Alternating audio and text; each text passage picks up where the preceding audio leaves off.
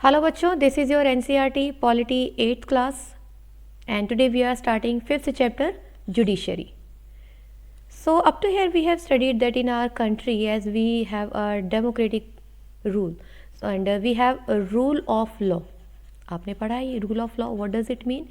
That means all citizens are equal before the law.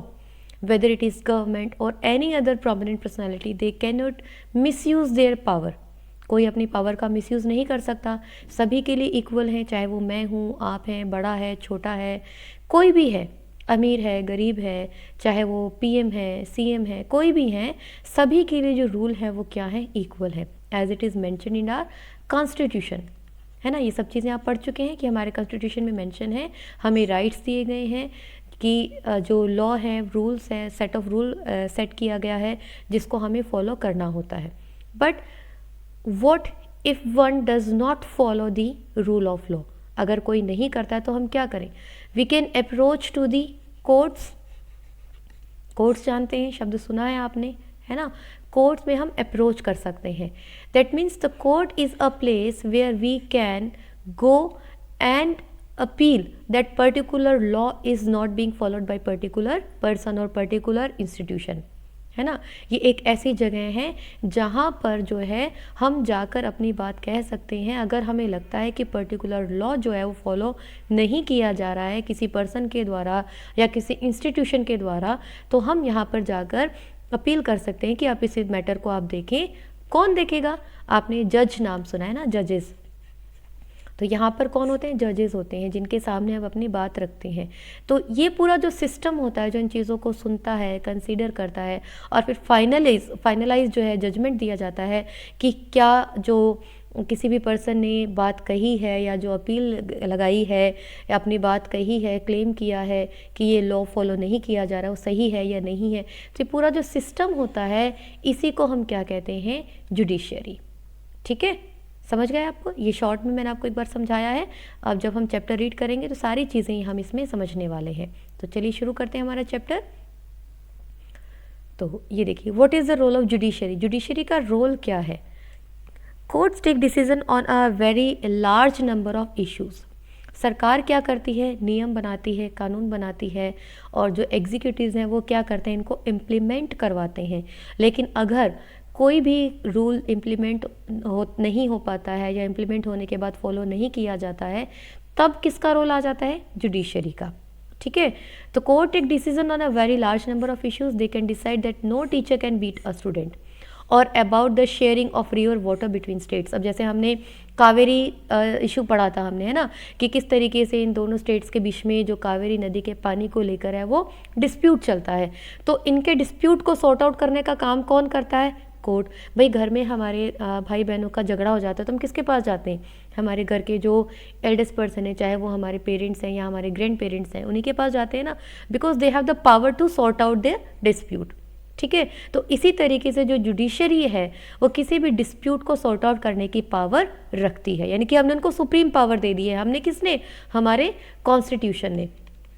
क्या कहा है कॉन्स्टिट्यूशन ने? कि अगर कोई भी ऐसा डिस्प्यूट होता है, मतभेद होता है, चाहे वो लोगों के बीच में हो, चाहे वो सरकार के बीच में हो, चाहे वो दो स्टेट्स के बीच में हो, लोगों और सरकार के बीच में हो, तो उन सबको सॉर्ट आउट करने की पावर किसके पास में होगी?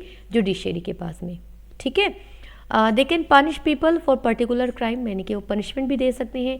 Broadly speaking the work that judiciary does can be divided into the following, यानी कि जो जुडिशरी का काम है उसको हम देखो इन कैटेगरीज में हम डिवाइड कर सकते हैं। सबसे पहले तो हम देखें डिस्प्यूट रिजोल्यूशन। जैसे भी आपको बताया कि जो डिस्प्यूट है, लड़ाई झगड़ा है किसी के बीच का, जैसे सिटीजन्स के बीच में है, between citizens and the government है, या बिटवीन टू स्टेट की गवर्नमेंट की हम बात करें, या सेंट्रल गवर्नमेंट और स्टेट गवर्नमेंट की हम बात करें, इन दोनों के बीच में कोई डिस्प्यूट हो जाता है, कोई मतभेद हो जाता है किसी पॉलिसी को लेकर, किसी रूल को लेकर के, तो हम क्या करते हैं?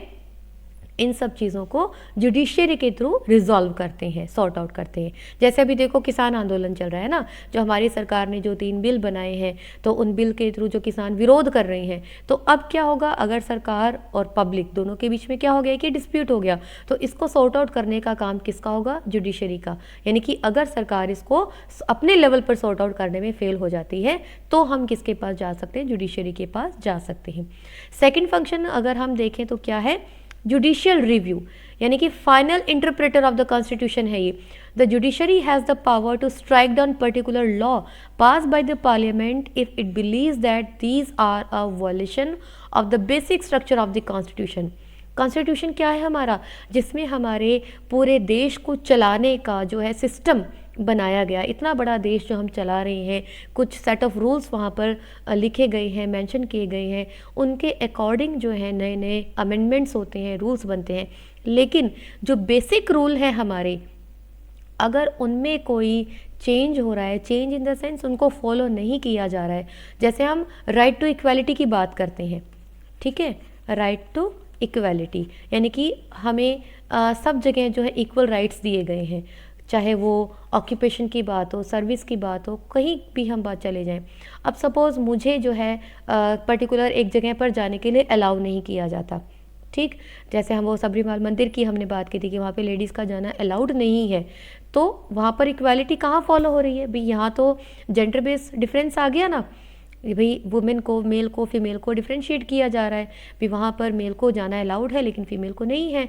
तो जो वुमेन है उन्होंने क्या किया, क्लेम किया, अपील की गवर्नमेंट को कि ये राइट टू इक्वालिटी को फॉलो नहीं किया जा रहा है, ये तो हमारे कॉन्स्टिट्यूशन के अगेंस्ट जा रही है चीज़, हमें इक्वल राइट नहीं दिया जा रहा है। तो जो कोर्ट हैं उन्होंने क्या किया, इस रूल को हटा दिया, यानी कि पर्टिकुलर जो लॉ बना हुआ था कि इस मंदिर में या पर्टिकुलर जगह पर जो है लेडीज़ नहीं जाएंगी, तो हमारी कोर्ट ने क्या किया, उसको एबॉलिश कर दिया। अब वहाँ पर क्या कर रही हैं, वुमेन जा सकती हैं।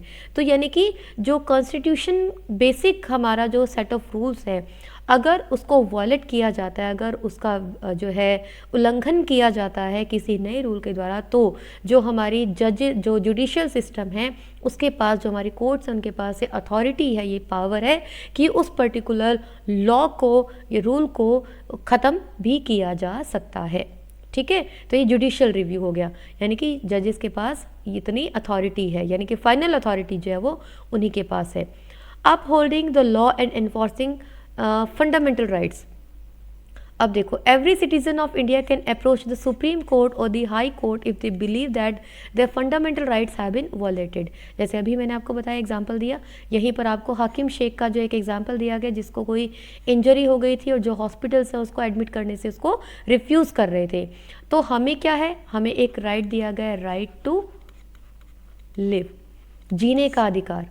अब अगर मेरा ट्रीटमेंट नहीं हो रहा है, मैं मर रही हूँ किसी बीमारी से, तो मुझसे वो मेरे जीने का अधिकार छीना जा रहा है ना। तो ये जो हाकिम शेख है, इसने कोर्ट में अपील किया कि मुझसे मेरा जो राइट है इसको छीना जा रहा है, मुझे जो हेल्थ फैसिलिटीज़ हैं वो नहीं दी जा रही हैं, तो इसके अगेंस्ट आप कोई एक्शन लें। तो जो गवर्नमेंट है वो क्या हुआ, गवर्नमेंट को जो सब कोर्ट हैं उन्होंने ऑर्डर दिया कि भाई ये आपने ऐसा, इसके जो राइट हैं आपने उसको क्यों वॉयलेट किया, आपने इसकी जो है फैसिलिटीज़ क्यों नहीं अवेलेबल करवाई, सारा जो प्रोसीजर है फॉलो किया गया और गवर्नमेंट ने उसको कंपनसेशन दिया। वेस्ट बंगाल का केस है ये, ठीक है। तो इस तरीके से जो है जो पर्टिकुलर जो लोग हैं वो क्या करते हैं, अपने राइट के लिए जज जुडिशरी में अपील कर सकते हैं, यानी कि जो अपना लॉ है इन्फोर्सिंग फंडामेंटल राइट्स वो इम्प्लीमेंट करने के लिए, ठीक है। तो ये अलग अलग एग्जांपल्स जो हैं वो आप साथ साथ पढ़ते रहेंगे। तो ये जो तीन जो मेन फंक्शन है ये जुडिशरी की हमने देखे, dispute resolution, judicial review and upholding the law and enforcing fundamental rights, यानी कि जो हमारे कॉन्स्टिट्यूशन में हमें राइट्स दिए गए हैं उनको मैंशन करने के लिए। अब what is an independent judiciary, ये हम बात कर रहे हैं इंडिपेंडेंट। इंडिपेंडेंट क्या होता है, जो किसी पर भी डिपेंडेंट नहीं हो, अपने आप में फ्री हो, है ना। जैसे हमने पावर बात की, पावर है इनके पास में, फाइनल अथॉरिटी है। तो भाई देखिए, अब जैसे गवर्नमेंट बन गई है ना, तो गवर्नमेंट तो सुप्रीम हो गई, पीएम सीएम प्रेसिडेंट जो वो सुप्रीम हो गए, जो पॉलिटिशियन है वो पावर में आ गए। अब क्या करेंगे, अब ये जो पॉलिटिशियन होंगे ये क्या करेंगे, जजेस को इन्फ्लुएंस कर सकते हैं, है ना, कि एक जज को डिसमिस कर सकते हैं, भाई ये तो हमारी फेवर में जो है वो डिसीजन नहीं दे रहे हैं, तो हम इनको हटाएं यहाँ से, यानी कि वो अपनी पावर का मिसयूज़ कर सकते हैं। तो ऐसा नहीं है, हमारे सिस्टम में ऐसा नहीं है। जो जुडिशरी है वो अपने आप में इंडिपेंडेंट है, किसी भी पॉलिटिशियन का, किसी भी लीडर का, किसी भी प्रोमिनेंट पर्सनैलिटी का इनके ऊपर कोई कंट्रोल नहीं है, ठीक है। देखिए, powerful politician has encroach on land belonging to your family, ये एग्जाम्पल दिया गया है कि किसी पावरफुल पर्सन ने किसी भी ज़मीन पर क्या कर लिया है, कब्जा कर लिया है। और जो जुडिशरी, जब हम अपील करते हैं तो जुडिशरी जो है उसके इन्फ्लुएंस में आकर उसके फेवर में ही जो है वो फैसला सुना देती है। तो क्या ये सही होगा? नहीं, गलत होगा ना। तो इस तरीके से काम नहीं करती है जुडिशरी, अपने आप में इंडिपेंडेंट होती है, चाहे वो पावरफुल हो, चाहे वो रिच हो, कोई भी हो। जो हम पढ़ रहे हैं रूल ऑफ लॉ, मतलब वो तो सबके लिए है, इक्वल है रूल। तो चाहे वो जज, पॉलिटिशियन हो, चाहे वो लीडर्स हो, चाहे वो प्रोमिनेंट पर्सनालिटीज़ हो, कोई भी हो, सब इक्वल है। So the politician has the power to appoint and dismiss a जज फ्रॉम हिज ऑफिस। अगर जुडिशियल सिस्टम ऐसा होगा तो उनके पास ये पावर होगी कि जो भी इनके अगेंस्ट जाए उसको क्या कर दें, डिसमिस कर दें। When you take this case to court the जज is clearly partial two the politician. अगर ऐसा सिस्टम हो तो, है ना, the control that the politician holds over the जजेस does not allow for the जज to take an independent decision. This lack of independence would force the जज to make all judgements in favour of the politician. अगर ऐसा system होगा कि जो politician है वो जजेस को इन्फ्लुएंस करे, तो सारा का सारा सिस्टम ही क्या हो जाएगा, करप्ट हो जाएगा। जितना भी डिसीजंस होंगे, जजमेंट होंगे, वो पॉलिटिशियन के फेवर्स में ही जाएंगे। लेकिन ऐसा नहीं होता। क्यों? क्योंकि जो हमारा इंडियन कॉन्स्टिट्यूशन है protects against the kind of situation by providing for the independence of the judiciary। क्योंकि हमारे कॉन्स्टिट्यूशन में ही ये मेंशन किया गया है कि जो जुडिशियरी है अपने आप में इंडिपेंडेंट है, सुप्रीम है, सबसे ऊपर है। यानी कि जुडिशियरी का जो भी जजमेंट होगा वो किसी के भी इन्फ्लुएंस में नहीं होगा, और जो भी डिसीजन होगा वो सबके द्वारा माना ही माना जाएगा। ठीक है, तो इस तरीके से जो भी इस इंडिपेंडेंसी को देने के लिए क्या किया जाता है, पावर को क्या किया जाता है, डिवाइड कर दिया जाता है। भाई एक ही जना जो सुप्रीम है वो सारे काम तो नहीं कर सकता। सपोज आपके स्कूल में आपके प्रिंसिपल हैं, क्या वो हर सब्जेक्ट टीचर का, हर क्लास टीचर का काम कर सकते हैं? क्या ये पॉसिबल होगा? नहीं होगा, सारा कुछ मैसअप हो जाएगा, है ना, सारा सिस्टम गड़बड़ हो जाएगा। इसलिए क्या किया जाता है, जो काम है डिवाइड कर दिया जाता है ना, सेपरेट कर दिया जाता है। इसी तरीके से one aspect of this independence is the separation of the powers, यानी कि पावर को डिवाइड कर दिया जाता है। जैसे हमने देखा, जो हमने लेजिस्लेचर पढ़ा, एग्जीक्यूटिव पढ़ा, है ना, हमने पावर को क्या कर दिया, डिवाइड कर दिया। एक जो ब्रांच है वो क्या कर रही है, रूल बनाने का काम कर रही है। दूसरे जो एग्जीक्यूटिव, इनके पास क्या पावर है, इनके पास पावर है कि वो इन लूज को इम्प्लीमेंट करवाएंगे। और जो थर्ड जो ऑर्गन है वो कौन सा है, जुडिशरी। इसके पास क्या पावर है कि अगर ये दोनों सही से काम नहीं करते हैं तो इनके अगेंस्ट डिसीजन लेने का काम किसका है, जुडिशरी का। तो ये जो दोनों ही ब्रांचेज हैं, जो ऑर्गन है, ये क्या है, इसमें इंटरफेयर नहीं कर सकते। The courts are not under the government and do not act on their behalf, यानी कि वो गवर्नमेंट के अंडर नहीं आती हैं। ऐसा नहीं है कि किसी की सरकार बन गई तो वो अपने हिसाब से जजमेंट दिलवाएगा, नहीं। जो जुडिशरी है वो अपने आप में क्या है, इंडिपेंडेंट है, गवर्नमेंट का उसमें कोई रोल नहीं है। For the above separation to work well, it is also crucial that all judges in the High Court as well as the Supreme Court are appointed with very little interference from these other branches of government। यानी कि जितने भी जजेस appoint होते हैं, suppose मैं अपनी जानकारी का कोई भी जज मैं वहाँ पर अपॉइंट कर लेती हूँ, जज से जानकारी निकाल लेती हूँ, तो क्या होगा, मैं अपनी जो रिलेशन है या अपनी जो पावर है उसको मिसयूज़ करूँगी, है ना, अपनी फेवर में जजमेंट लेने के लिए इनको इन्फ्लुएंस करूँगी। लेकिन ऐसा नहीं होता। जो भी जजेस की अपॉइंटमेंट होती है वो एक अलग सिस्टम के थ्रू होती है।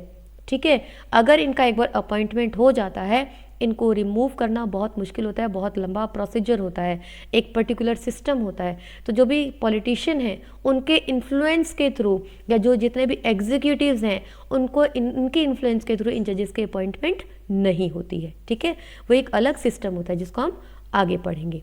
तो इतना आया समझ में। तो आपको ये ध्यान रखें, इंडिपेंडेंट है, मतलब इन पर किसी का भी इन्फ्लुएंस नहीं है, ना तो लेजिस्लेचर का ना ही एग्जीक्यूटिव का। चलिए,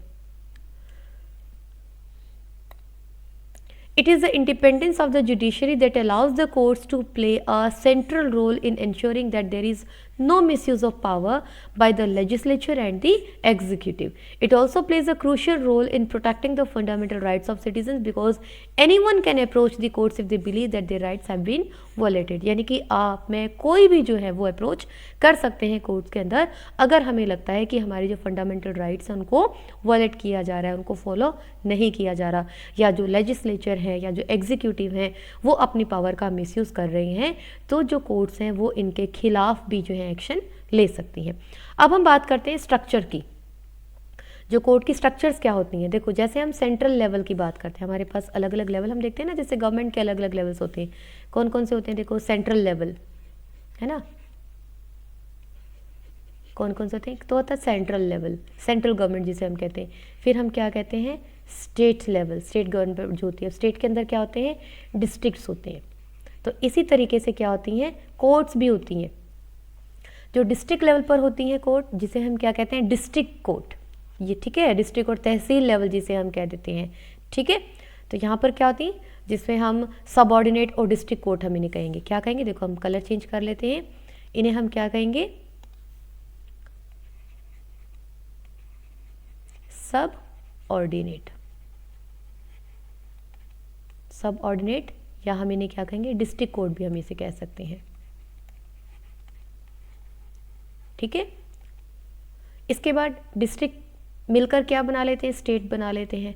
तो स्टेट में जो कोर्ट होती है उसे हम क्या कहते हैं, हाई कोर्ट, क्या कहते हैं, हाई कोर्ट। जैसे अगर हम राजस्थान की बात करें तो राजस्थान स्टेट की हाई कोर्ट कहाँ है, जोधपुर में है, ठीक है।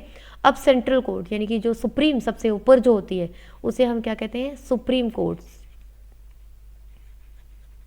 सुप्रीम कोर्ट हमारी कहाँ है, दिल्ली के अंदर है, समझ गए आप। तो हर डिस्ट्रिक्ट के अंदर जो होगी, जो कोर्ट होगी उसे हम क्या कहेंगे, डिस्ट्रिक्ट कोर्ट। हर स्टेट की एक कोर्ट होगी जिसे हम क्या कहेंगे, हाई कोर्ट। और हर सबसे ऊपर यानी कि जो एक कोर्ट सबसे सुप्रीम कोर्ट जो आएगी वो हमारी क्या कहलाएगी, सुप्रीम कोर्ट, जो कहाँ है हमारी दिल्ली के अंदर, ठीक है। तो यहाँ पर जो बैठते हैं इसे हम क्या कहेंगे, डिस्ट्रिक्ट जजेस कहेंगे। जो हाई कोर्ट के अंदर हम देखें, each state as a high court which is the highest court of the state, और टॉप पर क्या होती है हमारी, सुप्रीम कोर्ट। तो ये क्या होती है, स्ट्रक्चर होती है हमारी कोर्ट्स की। क्लियर, इतनी बात आपको आई समझ में। चलो इसकी हम एक रीडिंग लगा लेते हैं जल्दी से।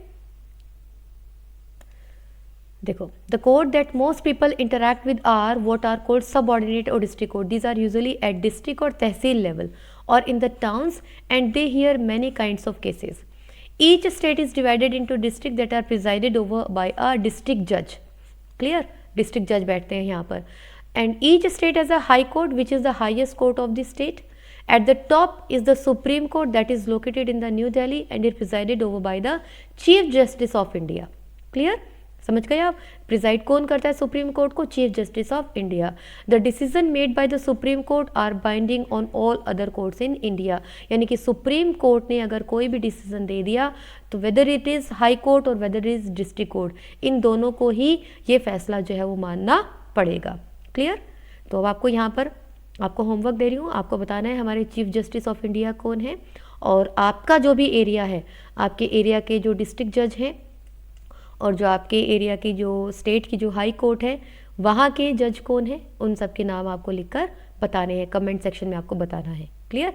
तो देखो फ्लो चार्ट के थ्रू अगर हम देखें तो कौन कौन सी आ जाएंगी, सबसे ऊपर हमारी कौन सी आ जाएगी, सुप्रीम कोर्ट। ठीक है, सबसे ऊपर कौन सी आएगी हमारी, सुप्रीम कोर्ट। फिर हमारी कौन सी आ जाएगी, हाई कोर्ट, और सबसे नीचे हमारी कौन सी आ जाएगी, डिस्ट्रिक्ट कोर्ट। क्लियर। तो ये चीज़ें आपको ध्यान रखनी है। अब यहाँ पर ही आपको क्या करना है, अपने अपने जो है जजेस के जो नाम, जैसे हम बता रहे हो चीफ जस्टिस हैं या डिस्ट्रिक्ट जज हैं, उनके नाम आपको लिखकर कमेंट सेक्शन में आपको मुझे भेजने हैं। क्लियर। चलिए अब ये सब चीज़ें हैं जो आप रीडिंग लगा लेंगे, दिस आर वर्थ रीडिंग। चलिए यहाँ पर एक सिस्टम आ रहा है, अपीलेट सिस्टम। देखो अपीलेट सिस्टम क्या होता है, जैसा भी हमने पढ़ा कि जो सुप्रीम कोर्ट का जो भी रूल होता है, ये क्या हो रहा है देखिए,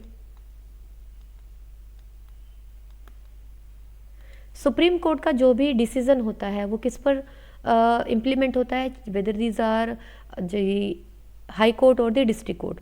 ठीक है, तो यहाँ पर हम एक सिस्टम पढ़ रहे हैं, appellate system that exist in India. Appellate system क्या होता है, अपीलेट सिस्टम दैट मीन्स अगर हमें जो हमारी ट्रायल कोर्ट है, या अगर हम कहें डिस्ट्रिक्ट कोर्ट है, डिस्ट्रिक्ट कोर्ट में हम कोई भी अपनी जो अपील लेकर के जाते हैं, और जो लोअर कोर्ट आप समझ लीजिए, डिस्ट्रिक्ट कोर्ट में हम कोई भी अपना जो केस लेकर के जाते हैं, सपोज़ हम उस फैसले के पक्ष में नहीं है, हमें लगता है कि नहीं ये डिसीज़न जो है या जो जजमेंट जो है वो हमारी फेवर में नहीं है, हमारी फेवर में इन द सेंस सही नहीं है, जस्टिफाइड नहीं है, तो हम कहाँ अपील कर सकते हैं? हम हाई कोर्ट में अपील कर सकते हैं दोबारा से उसी चीज़ को लेकर के।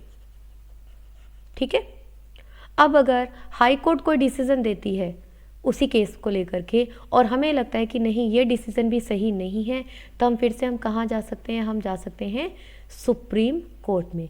अब जो सुप्रीम कोर्ट पूरा केस स्टडी करती है और जो अपना जजमेंट देती है, फाइनल जजमेंट, वो सेम भी हो सकता है और डिफरेंट भी हो सकता है, लेकिन वो जो भी जजमेंट होगा वो इन दोनों के ऊपर ही इम्प्लीमेंट होगा। ठीक है, तो इसी को हम क्या कहते हैं? अपीलेट सिस्टम हम कह सकते हैं। अपीलेट सिस्टम मतलब we can appeal in the upper court if we found that the particular judgment which is given by the lower court is not favorable, is not appropriate, is not justified, then we can approach to the upper court. Okay, so this is the appellate system. तो आपको पता होना चाहिए appellate system क्या है। Clear? चलिए आगे चलते हैं।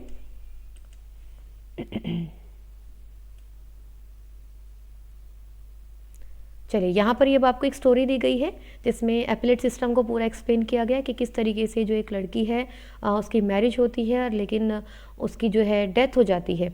ठीक है, अब जब डेथ हो जाती है तो उस लड़की के घर वाले जो मैटरनल फैमिली है वो केस फाइल करती हैं अपनी डिस्ट्रिक्ट कोर्ट में कि ये जो है हमारी बच्ची को जो है दहेज के कारण जलाकर मारा गया है।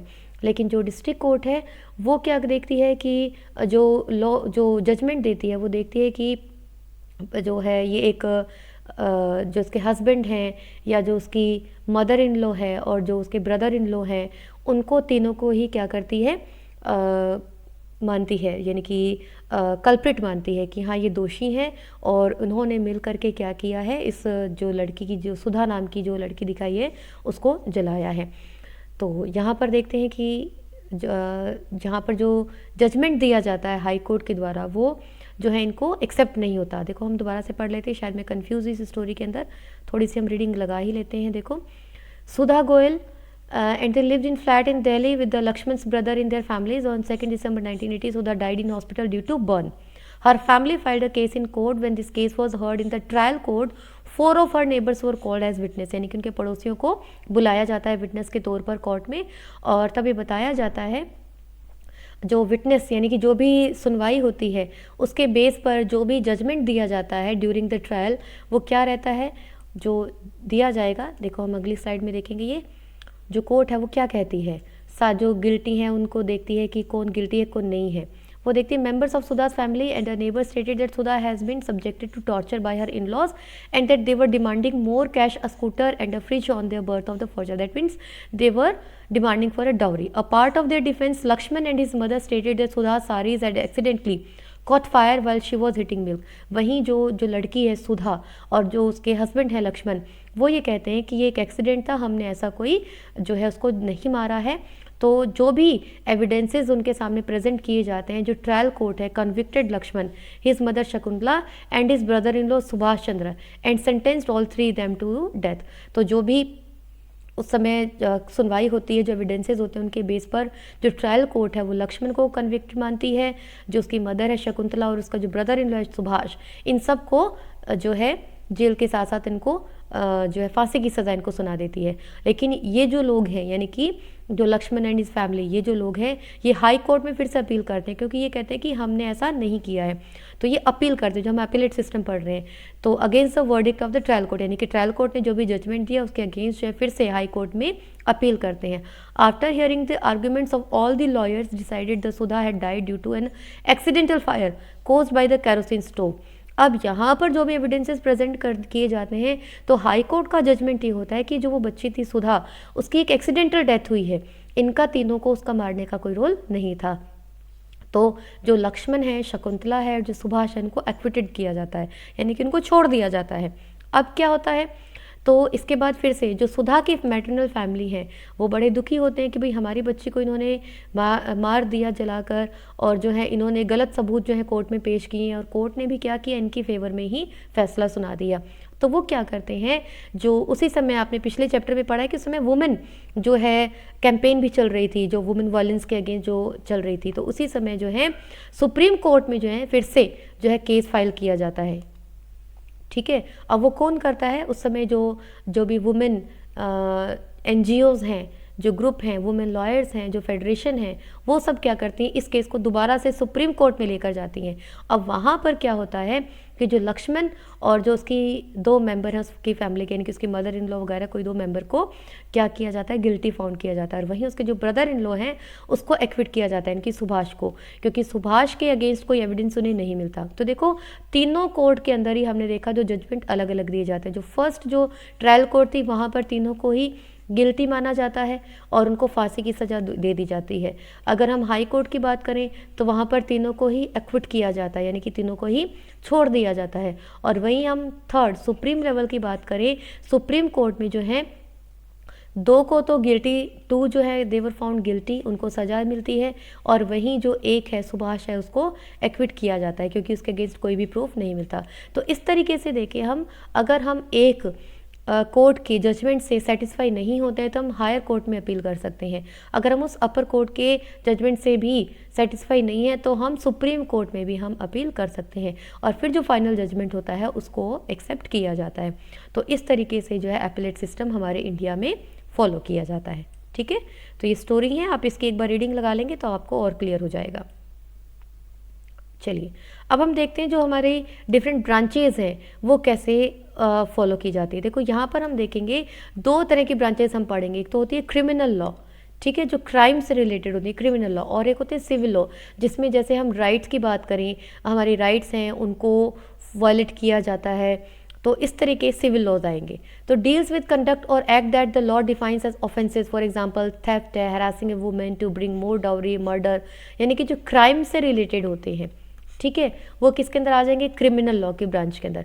वहीं डील्स विद एनी हार्म और injury to rights of individuals, है ना, जब हमारी राइट्स जो हमारे कॉन्स्टिट्यूशन में मेंशन है उनको फॉलो नहीं किया जाता, for example disputes relating to sale of land, purchase of goods, rent matters हैं या डाइवोर्स केसेस हैं, वो सब किसके अंदर आते हैं, सिविल लॉज के अंदर आते हैं। ठीक है, अब जो क्रिमिनल लॉज हैं उनकी शुरुआत कैसे होती है, FIR से, यानी कि फर्स्ट इन्फॉर्मेशन रिपोर्ट, यानी कि सबसे पहले FIR लॉन्च की जाती है, उसके बाद इन्वेस्टिगेशन शुरू होती है और उस इन्वेस्टिगेशन के बेस पर ही जो केस है वो कोर्ट में जाते हैं। ठीक है, लेकिन वही सिविल लॉ की अगर हम बात करें तो इसमें एक पेटिशन फाइल की जाती है। पेटिशन यानी कि एक एप्लीकेशन आप समझ लीजिए, एक फाइल जो है वो भेजी जाती है कोर्ट के अंदर, जो before the relevant court by the affected party only in the rent matter, either the landlord और the tenant can file a case. भाई एक सपोज मान लो जो किराएदार है वो अपने मकान मालिक के खिलाफ केस लगाता है, भाई ये किराया हर साल बढ़ा देते हैं, ठीक है, और वहीं मकान मालिक जब वो कहता है भाई हर साल जो है महंगाई बढ़ रही है उस हिसाब से मुझे किराया बढ़ाना पड़ता है, तो ये क्या हो रहा है, कोई क्राइम नहीं है, ये क्या हो रहा है, सिविल लॉ के अंदर आएगा, यानी कि किसी के राइट को जो है इंजरी हो रही है या हार्म हो रहा है, तो इस तरह के लॉ जो है वो सिविल लॉ में जाते हैं। तो इनमें क्या होता है, FIR नहीं होती, इसमें एक पिटीशन फाइल की जाती है। तो दोनों का डिफरेंस आपको ध्यान रखना है। जो क्रिमिनल लॉ है इसमें क्या की जाती है, FIR लॉन्च की जाती है। FIR यानी कि फर्स्ट इन्फॉर्मेशन रिपोर्ट, जब तक FIR नहीं होगी तब तक इस केस की इन्वेस्टिगेशन नहीं होगी। तो कोई भी अगर ऐसा क्रिमिनल केस होता है तो सबसे पहले FIR करवाना ज़रूरी है। FIR होगी तभी इन्वेस्टिगेशन होगा और इन्वेस्टिगेशन के बेस पर ही जो केस है वो कोर्ट के अंदर फाइल होगा।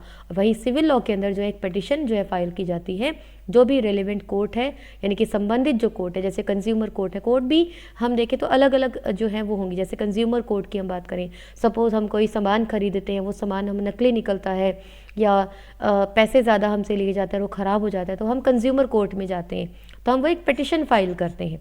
ठीक है, वहाँ पर FIR नहीं होती। तो दोनों के तरीके अलग हैं, प्रोसीजर अलग है। If found guilty the accused can be sent to jail and also fined. अगर क्रिमिनल लॉ के अंदर कोई भी जो पर्सन है वो गिल्टी फाइंड होता है, कन्विक्टेड होता है, तो एक्यूज को जेल भेजा जा सकता है, उसके ऊपर फाइन भी लगाया जा सकता है। लेकिन वही सिविल लॉ के अंदर अगर हम देखें तो पर्टिकुलर रिलीफ दिया जाता है। जैसे अगर हम देखें, मान लो कंपनसेशन की हम बात करें, कोई कंपनसेशन दिया जाएगा, जैसे लैंडलॉर्ड का यहाँ पर एग्जांपल दिया गया है, तो कोर्ट ऑर्डर दे सकती है कि अभी जो है आप मकान को खाली कर दें, लेकिन जो पिछला जो है किराया आप उसको दे दें। या उनको कह सकती है कि आप इस बार तो बढ़ा हुआ किराया दें, लेकिन आगे आप 3 साल तक कोई किराया आप नहीं बढ़ाएंगे। तो इस तरह रिलीफ देती है, ठीक है, रिलीफ हुआ, कंपनसेशन हुआ। तो दोनों के जो प्रोसीजर हैं वो अलग हैं, क्रिमिनल लॉ और सिविल लॉ। क्रिमिनल लॉ जिसमें कोई ऑफेंस होता है, कोई क्राइम होता है, वहीं सिविल लॉ जहाँ पर किसी के राइट्स की वायलेशन होती है। क्रिमिनल लॉ जो है एफआईआर लॉन्च की जाती है, और वहीं सिविल लॉ के अंदर पिटिशन लगाई जाती है। सिविल लॉज के अंदर जो जेल हो सकती है, जो भी कल्पिट है, जो भी गिल्टी है, उसको जेल दे सकती है या फाइन भी लगाया जा सकता है। लेकिन वहीं पर जो सिविल लॉज है वहाँ पर जो है रिलीफ दिया जाता है, स्पेसिफिक या कंपनसेशन की बात की जाती है। तो ये आपके सामने एक टेबुलर फॉर्म में दिया गया है, एग्जाम्पल्स हैं, और ये आपका होमवर्क है, आपको देखना है कि किस लॉ के अंदर ये इंक्लूड होंगे। जैसे a group of girls are presently harassed by a group of boys while walking to school. तो ये कौन सा लॉ है और कौन सा सिस्टम इसमें होगा, यानी कि एफआईआर लगेगी या पेटिशन लगेगी, ठीक है। तो ये आप दोनों चीज़ें आप बताएंगे। चलिए अब हम देखें, does everyone have access to the courts.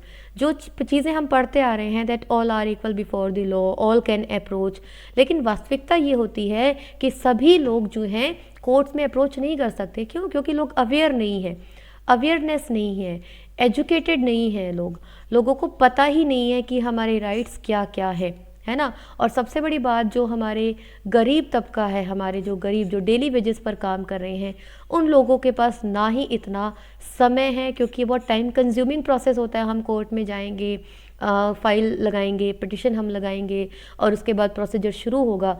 तो एक तो क्या होगा, इसमें पैसा लगेगा, दूसरा टाइम बहुत ज़्यादा लगेगा। तो जो हमारा डेली बेसिस पर काम करने वाला जो ग्रुप है, जो तबका है, वो कैसे यहाँ तक पहुँचेगा? नहीं पहुँच पाएगा, है ना।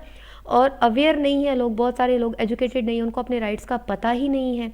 तो इन सब चीज़ों के कारण बहुत सारे जो लोग हैं वो अप्रोच ही नहीं कर पाते हैं, उनको जस्टिस मिल ही नहीं पाता है, वो अपनी सारी जो लाइफ है उसी इनजस्टिस में बिता देते हैं, ठीक है। तो इस प्रॉब्लम को सॉर्ट आउट करने के लिए जो हमारी गवर्नमेंट है, जो हमारा सिस्टम है, उन्होंने एक सिस्टम शुरू किया जिसे हम कहते हैं PIL, यानी कि पब्लिक इंटरेस्ट लिटिगेशन। यानी कि किसी भी एक ग्रुप, सपोज हम इन डेली वेजेस वालों लोगों की काम बात कर रहे हैं, ठीक है, डेली वेजेस पर कुछ लोग काम करते हैं, इनकी जो वेजेस है बहुत ही कम है, यानी कि इनके काम के बदले भी इनसे सपोज आप लगा लीजिए 12 घंटे इनसे काम करवाया जाता है, और इनको सिर्फ जो है 100 रुपये जो हैं वो दिए जाते हैं। तो आवर्स के कंपैरिजन में ये पैसा बहुत कम है। लेकिन अब ये लोग इस अपने हक के लिए लड़ाई नहीं लड़ सकते, क्योंकि हमारे यहाँ क्या है, लेबर लॉज बने हुए हैं। उन लेबर लॉज के अंदर हमारे जो टाइम आवर्स हैं वो फिक्स हैं, और उन टाइम आवर्स के अकॉर्डिंग जो वेजेस हैं वो भी फिक्स हैं। लेकिन ये जो वर्कर्स हैं इनको पता ही नहीं है, वो पढ़े लिखे ही नहीं है, उनको अवेयर ही नहीं है कि हमें कितने घंटे काम करने पर कितनी तनख्वाह हमें मिलनी चाहिए। तो ये लोग उसी तरीके से अपनी ज़िंदगी बिता देते हैं। लेकिन कुछ जो NGOs काम करती हैं, या कुछ जो है ग्रुप्स बन जाते हैं, जो सोशल ग्रुप्स बनते हैं, वो इन लोगों के लिए काम करते हैं। तो कोई भी, सपोज़ मुझे लगता है कि मेरे आसपास कोई फैक्ट्री है और वहाँ पर इन लोगों को वेजेस सही से नहीं मिल रही हैं, तो मैं इन लोगों के बिहाफ पर फाइल लगा सकती हूँ, मैं एक पिटिशन फाइल कर सकती हूँ। उसी को हम क्या कहते हैं, PIL। तो मतलब ज़रूरी नहीं है कि जो सफ़रर है, यानी कि जिसके साथ कोई प्रॉब्लम है, जिसके राइट्स को वायलेट किया जा रहा है, सिर्फ वही जा कर के केस फाइल करेगा तभी उसको जो है जजमेंट मिलेगा। अगर कोई भी जो पब्लिक में से कोई भी जो पर्सन है या ग्रुप है, कोई भी अगर ऐसा केस लगाए तो क्या किया जा सकता है, इसको किया जा सकता है। जैसे आप देखते ही हो, आजकल कहीं कहीं पर बैठे बैठे लोग जो है एक दूसरे के खिलाफ जो है वो PIL लगा देते हैं। जैसे हम कंगना रनौत का एग्जांपल आजकल हम देख रहे हैं कि कंगना रनौत जो कमेंट्स देती है, तो किसी भी स्टेट में बैठा हुआ कोई भी पर्सन जो उसके अगेंस्ट PIL लगा देता है कि इन्होंने जो बात कही है वो गलत की है, तो इसके खिलाफ जो है वो जस्टिस दिया जाए, ठीक है। तो एक छोटा सा एग्जांपल दिया मैंने आपको। तो इसी सिस्टम को हम क्या कहते हैं, पब्लिक इंटरेस्ट लिटिगेशन, यानी कि सभी लोगों को जो है वो जस्टिस मिले। जो लोग अवेयर नहीं है, जो पढ़े लिखे नहीं हैं, उन लोगों के बिहाफ पर जो अवेयर लोग हैं, जो पढ़े लिखे लोग हैं, जो NGOs हैं, या जो सोशल ग्रुप्स हैं, जो इन लोगों की वेलफेयर के लिए काम करते हैं, वो भी कोर्ट्स में जा कर के क्या कर सकती हैं, जो पिटिशन है वो फाइल कर सकती हैं, और उनके बेसिस पर इनको जो है वो फ़ायदा मिल सकता है। क्लियर? तो इसको हम क्या कहते हैं, PIL। तो ये आप पैराग्राफ की रीडिंग लगा लीजिएगा, इसमें आपको सारी ये सब चीज़ें आपको समझ में आ जाएंगी। क्लियर? चलिए, तो ये होता है PIL। तो ये एक एग्जाम्पल दिया गया, वही जो है फूड कमिश्नर जो हम बात कर रहे हैं, मिड डे मील की हम बात कर रहे हैं। देखो इन पिक्चर्स के थ्रू आपको बताती हूँ मैं, ये देखो यहाँ पर एक अकाल की सिचुएशन बनी हुई है और वहीं गोडाउन्स को हम देखें, यहाँ पर अनाज भरा हुआ है। तो कुछ लोगों ने जो है ये PIL लगाई कि भाई इस एरिया के पर्टिकुलर जो लोग हैं वो सूखे से, भूख से मर रहे हैं और यहाँ जो अनाज है गोडाउन्स के अंदर सड़ रहा है, ख़राब हो रहा है। तो क्या यहाँ की जो स्टेट गवर्नमेंट है इसको ये नहीं करना चाहिए कि अपने एरिया के इन लोगों को जो है वो अनाज अवेलेबल करवाए? तो इसी प्रोसेस जो ये जो PIL लगाई गई, इसके बेस पर ही जो है पब्लिक डिस्ट्रीब्यूशन सिस्टम को जो है वो डेवलप किया गया। ये देखो यहाँ पर जो कैंपेन्स चलाई गई हैं, पब्लिक डिस्ट्रीब्यूशन सिस्टम, जो राशन शॉप्स है ये मेंटेन की गई कि जो लोगों को है कम रेट पर जो अनाज अवेलेबल करवाया जाए ताकि कोई भूख से ना मरे। इसी तरीके से बच्चों को स्कूल में मिड डे मील का जो प्रोग्राम है वो शुरू करवाया गया ताकि बच्चे जो हैं भूख से जो है, यानी कि खाने के कारण ही कमाने चले जाते हैं। इन लोगों की दलील क्या होती है, भाई हमारे बच्चे जब कमाएंगे नहीं तो खाएंगे क्या? तो इन लोगों को पढ़ाने के लिए स्कूलों के अंदर ही खाने की व्यवस्था की गई कि ताकि बच्चों को खाना मिले और ये अपनी पढ़ाई भी ढंग से चलाएं, अवेयर हों, एजुकेट हों। तो इस तरीके से जो है PIL के थ्रू सिस्टम को अडॉप्ट किया जाता है। क्लियर? तो ये सब चीज़ें हैं। तो इस तरीके से आप इसको रीड, यहाँ पर एक ओल्गा टेलीस ये जो एग्जांपल दिया गया, इसी तरीके का PIL का एग्जांपल है ये कि किस तरीके से जो है जजमेंट दिए जाते हैं कोर्ट्स के द्वारा। लेकिन अगर हमें लगता है कि कोई जजमेंट फेवर में नहीं है तो हम उसके अगेंस्ट जो हमारा अपीलेट सिस्टम है उसको फाइल कर सकते हैं। क्लियर? जैसे यहाँ पर झुग्गी झोपड़ियों की बात की गई, आपको शॉर्ट में समझाई देती हूँ मैं कि जो स्लम एरिया है, जो कोर्ट्स है इन्होंने कहा कि जो स्लम एरिया है, स्लम एरिया मतलब कि झुग्गी झोपड़ियाँ, कि स्लम एरिया जो है वो एनक्रोचमेंट के अंदर आता है। एनक्रोचमेंट यानी कि कब्ज़ा। तो इन लोगों को यहाँ से हटाया जाए। यानी कि जो रेलवे लाइंस आपने देखा होगा, रेलवे लाइंस हैं, ट्रैक्स हैं, मार्केट है, इनके आसपास झुग्गी झोपड़ियाँ बनी होती हैं। तो जो गवर्नमेंट है उन्होंने क्या कहा, इन जो स्लम एरियाज़ है इसको यहाँ से हटाया जाए। लेकिन इन्हीं की फेवर में सरकार ने तो अपने तरीके से सही कहा कि ठीक है इन स्लम एरियाज़ को यहाँ से हटाया जाना चाहिए, लेकिन इसी स्लम एरियाज़ की फेवर में एक PIL पब्लिक लिटिगेशन जो है फाइल एक लगाई गई। इसमें कहा गया कि अगर इन स्लम एरियाज़ को यहाँ से हटा दिया जाएगा तो इन लोगों का जो सर्वाइवल है वो ही पॉसिबल नहीं होगा, क्योंकि ये जो लोग हैं ये जो डेली वेजेस पर काम कर रहे हैं, ये अपने आसपास के एरिया पर छोटी मोटी चीज़ें बेचकर या ट्रेनों के अंदर जैसे आपने देखा है सामान बेचकर इसी तरीके से अपना गुजारा चलाते हैं। अगर इनको यहाँ से हटा दिया जाएगा तो इनका जो लाइवलीहुड है वही इनसे छीन लिया जाएगा, जो इनका ऑक्यूपेशन, जो भी इनका कामकाज है वो इनसे छीन लिया जाएगा। अब जब आप इनसे कामकाज छीन लोगे तो ये अपना गुजारा कैसे चलाएंगे? तो इस तरीके से जो है इनको इनके फेवर में जो है फिर से जो है कंक्लूजन दिया गया। The conclusion therefore is that the eviction of the petitioner will lead to deprivation of their livelihood and consequently to the deprivation of life. तो इस तरीके से जो है कोर्ट में जाकर जो है अपनी अपनी पिटिशंस लगाई जा सकती हैं और जो कोर्ट्स हैं सारा केस स्टडी करके उनके बेस पर जो है अपने रूल्स देती हैं। तो यहाँ पर ये देखो फिर से जो है एक तो जो है सिस्टम दिया गया है। Above photo shows the family members of some of the 43 Muslims of Hashimpura Meerut killed on 22 May 1987. These families fought for justice for over 31 years. 31 सालों तक जो है ये अपने हक के लिए लड़े. Due to long delay in the commencement of the trial, the Supreme Court in the September 2002 transferred the case from the state of Uttar Pradesh to Delhi. यानी कि वहाँ पर इतना टाइम लग रहा था तो सुप्रीम कोर्ट ने इनको ऑर्डर दिया कि इस केस को जो है ट्रांसफ़र किया जाए और दिल्ली के अंदर इसको शिफ्ट कर दिया गया, यानी कि सुप्रीम कोर्ट में इसको शिफ्ट कर दिया गया. 19 provincial armed constabulary men faced criminal prosecution for alleged murder and other offences. By 2007, only 3 prosecution witnesses had been examined. Finally, the Delhi High Court convicted the accused person on 31st October 2018. तो इस तरीके से जो है यहाँ पर लोगों को जो फाइनल जजमेंट जो है वो इनको दिया गया. तो यहाँ पर दिखाया गया कि किस तरीके से जो है वो जजमेंट जो है वो डिले होता है. क्यों डिले होता है? क्योंकि केसेस जो हैं वो इतने सारे पेंडिंग चलते हैं. जो हम सिस्टम की हम बात करते हैं तो ये देखो यहाँ पर लिखा गया सबसे बड़ा इशू क्या है हमारे लिए. That affects the common person access to justice is the inordinately long number of years that courts take to hear a case. जैसे अभी हमने एग्जांपल इसमें देखा कि 31 सालों का टाइम पीरियड जो है लोगों को लग गया, तो इसीलिए जो लोग हैं वो पहुंच भी नहीं पाते हैं। भाई जितना साल में हम इस अपनी फेवर में जजमेंट की वेट करेंगे, इतने में हो सकता है हमारी पीढ़ियाँ ही गुजर जाएं, है ना, कई कई साल लग जाते हैं। तो इसलिए जो है लोग पहुंचते ही नहीं है। The phrase justice delayed is justice denied, यानी कि देर से जो अगर न्याय मिला तो न्याय क्या मिला, है ना। भाई अगर मान लो मैंने कोई केस लगाया है, मेरी कोई ज़मीन जायदाद का कोई केस है, और मेरी डेथ के बाद अगर कोई फैसला सुनाई देता है तो मुझे उसका क्या फ़ायदा हुआ। तो justice delayed is justice denied is often use to characterise the extended time period that courts take, क्योंकि बहुत ज़्यादा जो समय है, क्योंकि इनका जो प्रोसीजर है वो बहुत लेंदी है, बहुत बहुत टाइम लग जाता है। However in spite of this there is no denying that the judiciary has played a crucial role in democratic India. तो भी देखो इफ एंड बट्स हर जगह होते हैं, हम कहते हैं ना हर सिक्के के दो पहलू होते हैं, पॉजिटिव नेगेटिव एस्पेक्ट्स दोनों होते हैं। तो हालांकि डिलेज होती हैं, लेकिन फिर भी हम डिनाई नहीं कर सकते कि हमारी जो डेमोक्रेसी है यहाँ पर जो जुडिशरी का रोल है वो बहुत प्रोमिनेंट है।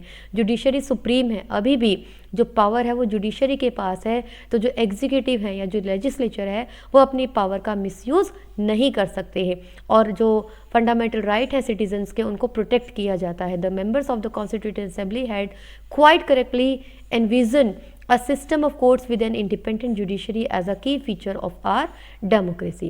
So independent judiciary is a key feature of our democracy. Clear? तो यहाँ तक आपको सारी चीज़ें आ गई हैं समझ में। तो आपको देखना है कि किस तरीके से जो हमारा की एलिमेंट है, जो हम कॉन्स्टिट्यूशन की बात करते हैं, जुडिशरी को सुप्रीम रखा गया है, क्यों रखा गया है, इसकी पावर क्या है, इसका सिस्टम क्या है। तो ये सारी चीज़ें आपको मैं बता चुकी हूँ। अब जो है एक्सरसाइज आ गई है, the chapter is completed. I have tried to clear all the things. If there is any doubt, you can keep me posted in the comment section. कोई भी डाउट हो आपका तो आप कमेंट सेक्शन में जो भी आपकी क्वेरीज हैं उनको पोस्ट करें। सॉरी, जो आपके PDF आपको इनका अवेलेबल